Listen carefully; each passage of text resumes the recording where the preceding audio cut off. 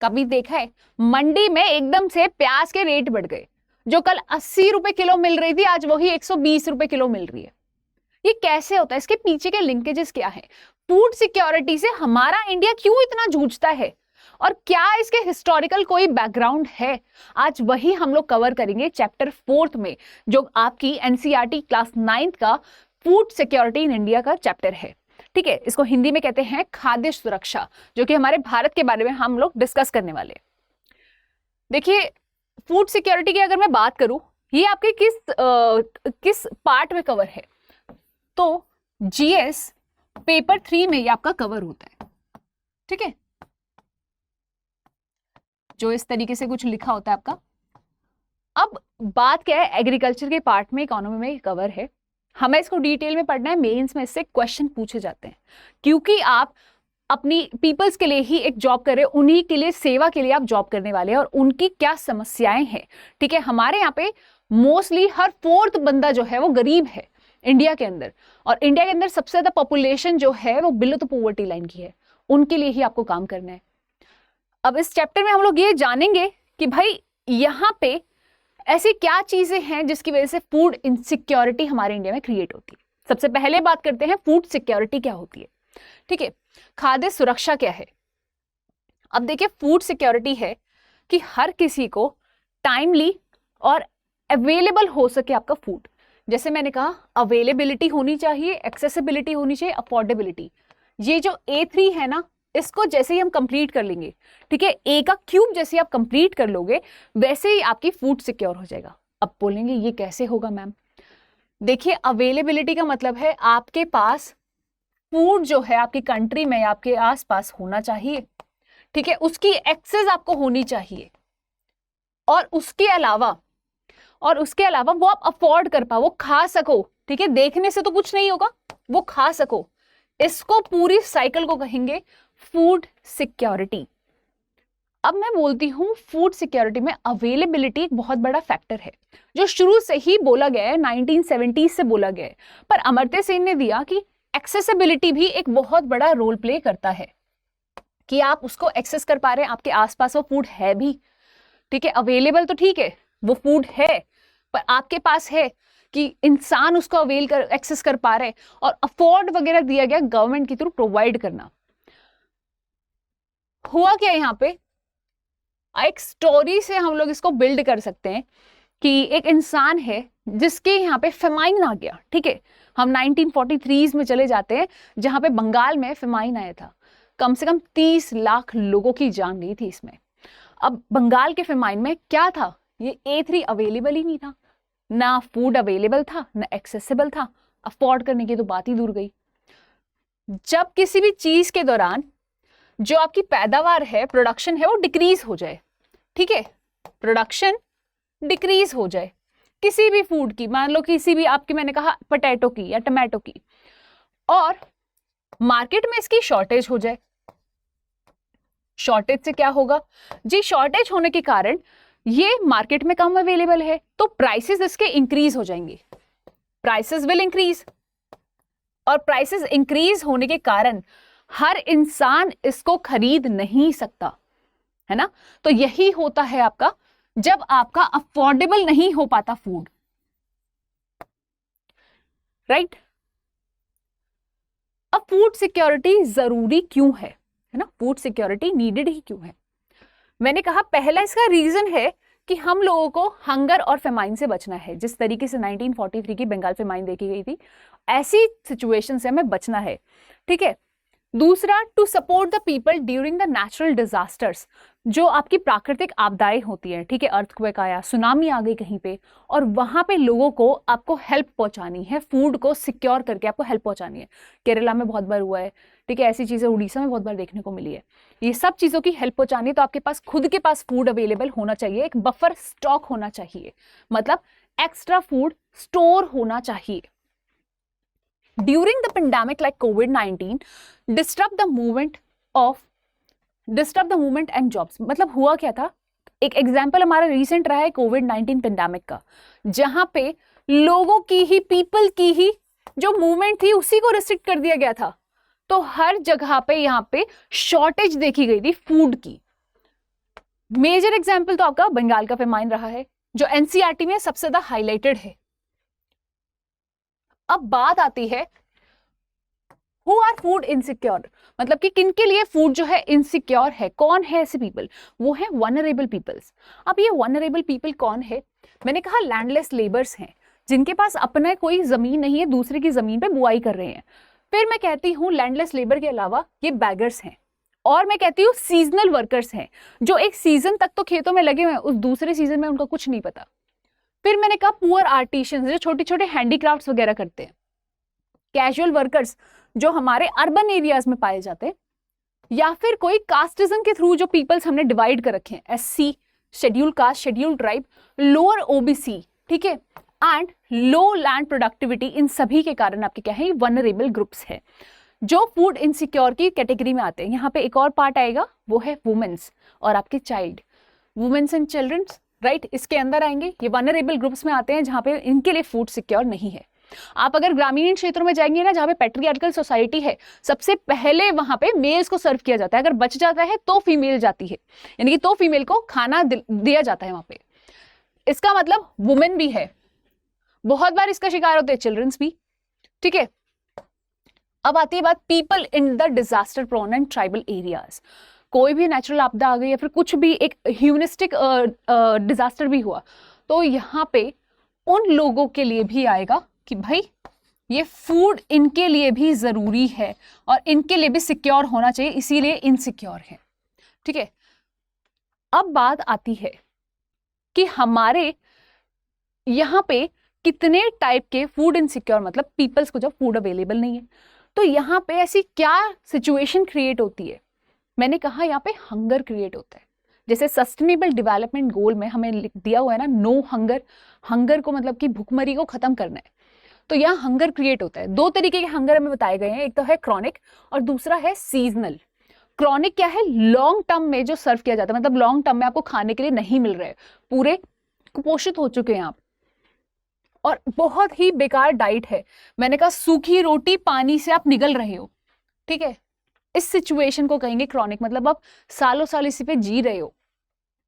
फिर मैंने कहा seasonal, due to the lack of job availability, या फिर ऐसी किसी कारण की वर्ष जब आपकी जॉब नहीं है, पैसा हाथ में नहीं है, तब अगर आपकी सिचुएशन आती है तो सीजनल हंगर होता है। अच्छा, एक इसमें एनसीईआरटी में स्टोरी भी है इसके लिए। वो स्टोरी क्या कहती है आपको? वो बोलती है एक रामू नाम के व्यक्ति है, ठीक है, वो एक विलेज में रहते हैं जहां पे उनके खुद के टोटल 6 बच्चे हैं, और 6 बच्चों के साथ एक वो और एक उनकी बीवी, जिनका नाम है सुनहरी, ठीक है। अब है क्या, रामू जो है उनके बड़े बेटे जो हैं सरपंच के घर में काम करते हैं, कैटल्स जो है उनके लिए पाली की जॉब करते हैं, 1000 रुपए उनको वहां पे दे दिए जाते हैं। रामू जो है यहाँ पे ये अपना सीजनल वर्कर है, खेतों में सीजनल काम करते हैं, और इनकी वाइफ जो है सुनहरी घरों में काम करती है, तो उनको 1.5 लीटर जो है मिल्क मिल जाता है, और कुछ खाने को फूड आइटम पका या फिर कच्चा ऐसे खाने के लिए मिल जाते हैं। इस तरीके से अभी इनका जिस तरह से जैसे घर चलता है, एक ही बच्चा जॉब कर रहा है, बचे हुए 5 जो है वो बहुत ही छोटे हैं, ठीक है। अब होता क्या है यहाँ पे, रामू की जैसे ही सीजनल वर्क के बाद जॉब छूट जाती है, जॉब जो है हट जाती है, तो होगा क्या, इनके जितने भी बच्चे हैं ना वो सारे मतलब 2 टाइम की मील भी कंप्लीट नहीं कर पाते, 2 टाइम का खाना भी नहीं खा पाते, यहाँ पे बच्चे भूखे सोते हैं। ये किस लिए हो रहा है? क्योंकि ये फूड इनसिक्योरिटी है, फूड अवेलेबल नहीं है, फूड एक्सेसिबल भी नहीं है, और फूड को अफोर्ड भी नहीं कर सकते, खरीद भी नहीं सकते। ऐसी सिचुएशंस आती हैं जिसके कारण गवर्नमेंट को इन सब पे ध्यान देना होता है। अब गवर्नमेंट देखेगी कि उनके यहाँ किस तरीके से फूड को सिक्योर कर सकती है। 1960 के दौरान 1960s के दौरान जब यहाँ पे इंडिया में फूड की अवेलेबिलिटी कम थी, तो यूएसए से मांगा गया था, मतलब कि आप प्लीज हमें हेल्प कर दीजिए, तो सबसे डिग्रेड क्वालिटी के जो फूड है उनको प्रोवाइड करवाया गया था, और जिसके कारण इंडिया के लोगों को जागरूकता आई कि हमारे यहाँ पे भी हम सेल्फ सफिशिएंट होने चाहिए फूड ग्रेन्स के लिए। तो हुआ क्या था, ग्रीन रेवोल्यूशन का जन्म हुआ कि भाई यहाँ पे क्रांति आई, जिसे कहा गया हरित क्रांति। अब हरित क्रांति में था क्या, 2 वीड्स पे सबसे ज्यादा ध्यान दिया गया, एक तो आपके गेहूं, दूसरा आपका चावल। पहले पे था गेहूं, ठीक है। यहाँ पे fertilizers, high yield variety seed, इन सभी चीज़ों को देखकर ध्यान दिया गया। पायलट प्रोजेक्ट था ये, जो कि आपका चला था पंजाब में, हरियाणा में, उत्तर प्रदेश में, राजस्थान में, दिल्ली में, इधर की साइड पे नॉर्दर्न रीजन्स की तरफ। और ये बहुत प्रॉस्पेरस हुआ था, जहाँ पे फूड ग्रेन्स जो थी ना वो काफी ज्यादा तादाद में बढ़ चुकी थी। अब इंदिरा गांधी की अगर मैं बात करूं ना, इंदिरा गांधी ने एक और चीज निकाली थी 1968 के अंदर, जिसे कहा गया था व्हीट रेवोल्यूशन स्टेम। ठीक है, इसने भी फूड ग्रेन्स को काफी ज्यादा बढ़ावा दिया था। Components of the food security system, अब सबसे बड़ा कंपोनेंट क्या रहेगा इसमें? बफर स्टॉक का रहेगा, कि आपको एक एक्स्ट्रा स्टोरेज जरूर रखनी चाहिए। स्टोरेज रखने के लिए क्या करना पड़ेगा भाई? स्टोरेज कौन रखेगा? क्या नॉर्मल पीपल्स के लिए बोला गया है? ये गवर्नमेंट की एक अथॉरिटी रखेगी, फूड कॉर्पोरेशन ऑफ इंडिया। क्या होगा नाम? Food corporation of India. यहाँ पे बोला गया किन किन चीजों की फूड सिक्योरिटी मेजरली रखनी है आपको? व्हीट, राइस, ठीक है, और जो कि आते हैं मिनिमम सपोर्ट प्राइस में। ये मिनिमम सपोर्ट प्राइसेस एक फार्मर के लिए सिक्योर फील्ड, एक फार्मर के लिए सिक्योर शील्ड है। किस तरीके की? गवर्नमेंट सोइंग से, यानी कि किसी चीज को उगाने से पहले ही एक प्राइसेस के बारे में क्लैरिटी दे देती है कि भाई इतने प्राइस पे अगर कोई नहीं खरीदेगा हम खरीद लेंगे, मिनिमम सपोर्ट प्राइस। ठीक है। Stored and used food shortage and public, stored and used food shortages मतलब कि स्टोर करना, यूज करना फूड के शॉर्टेज के समय पे। पब्लिक डिस्ट्रीब्यूशन सिस्टम पीडीएस के लिए, पीडीएस क्या है? जो ये खरीदती है गवर्नमेंट और उसके बाद वो लोगों में डिस्ट्रीब्यूट करती है। ठीक है, लोगों में कैसे? ऑन द कॉस्ट, और कॉस्ट क्या होती है? बहुत कम पैसों में, ताकि हर किसी के पास फूड की अवेलेबिलिटी हो। जैसे मैंने कहा व्हीट, गेहूं 2 से 3 रुपए किलो पे बेचती है वहां पे। ठीक है, इसके अलावा राइस की बात करूं तो सेम प्राइसेस ऐसे ही कुछ राइस के होते हैं।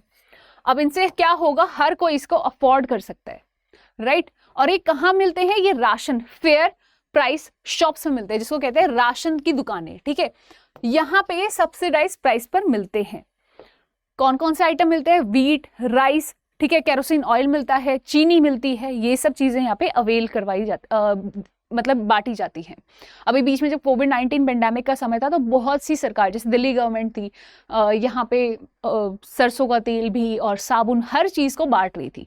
इसी तरीके से बहुत सी चीजें इसमें ऐड भी हो सकती हैं।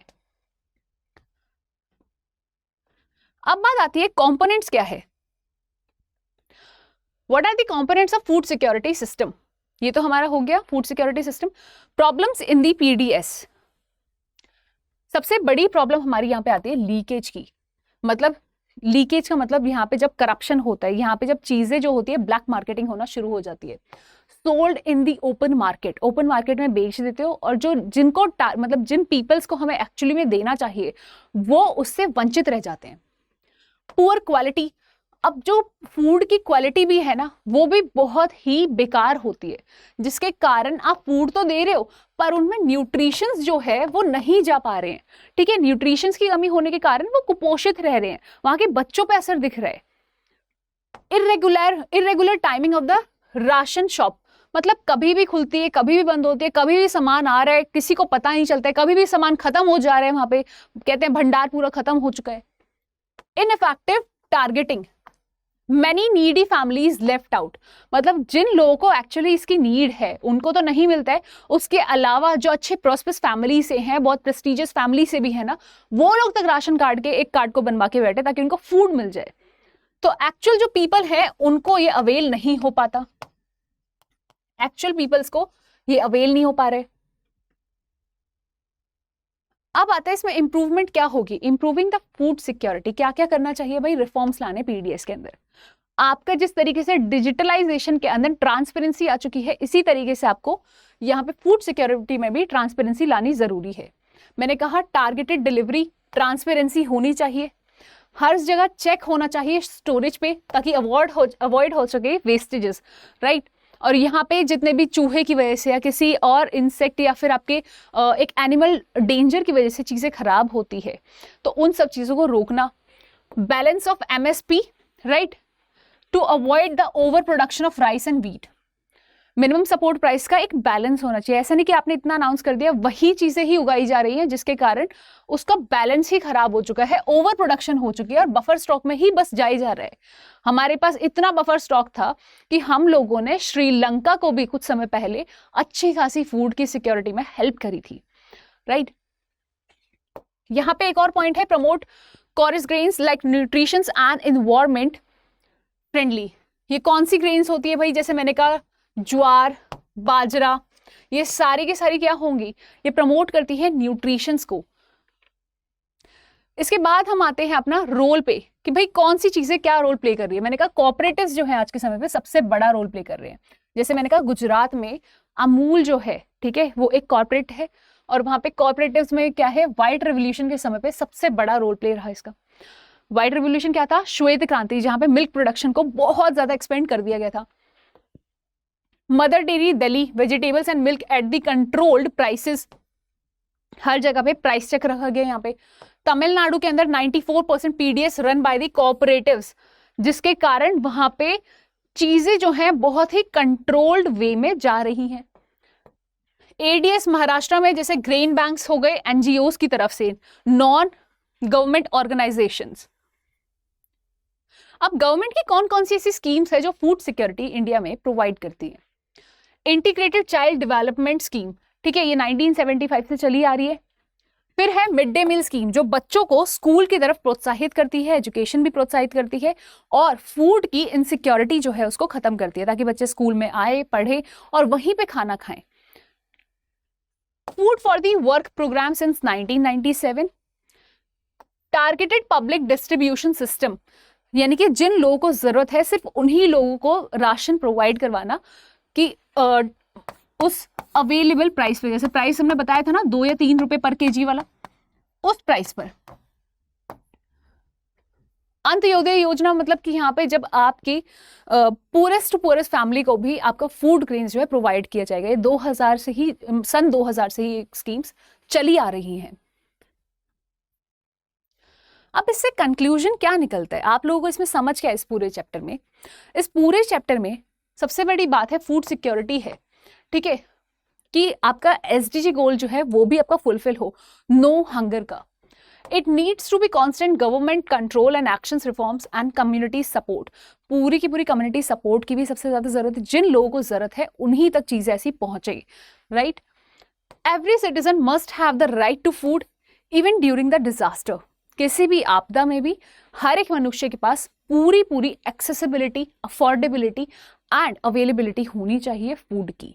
ये था A3 का कंसेप्ट, जिसमें था फूड सिक्योरिटी, एक मेजर कंसेप्ट जो आपका था। आशा करती हूँ आप लोगों को वीडियो पसंद आई होगी और नेक्स्ट क्लास में हम लोग मिलेंगे इसके MCQs के साथ।